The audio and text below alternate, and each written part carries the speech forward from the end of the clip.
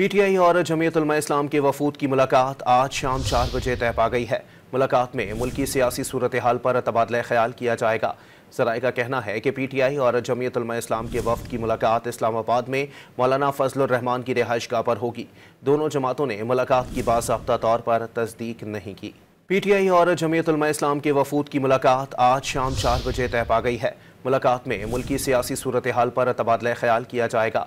ज़राए का कहना है कि पीटीआई और जमीयत उलमा इस्लाम के वफ़द की मुलाकात इस्लामाबाद में मौलाना फजलुर रहमान की रिहाइशगाह पर होगी। दोनों जमातों ने मुलाकात की बाज़ाब्ता तौर पर तस्दीक नहीं की। पीटीआई और जमीयत उलमा इस्लाम के वफूद की मुलाकात आज शाम 4 बजे तय पा गई है। मुलाकात में मुल्की सियासी सूरत हाल पर तबादला ख्याल किया जाएगा। ज़राए का कहना है कि पीटीआई और जमीयत उलमा इस्लाम के वफ़द की मुलाकात इस्लामाबाद में मौलाना फजलुर रहमान की रिहाइशगाह पर होगी।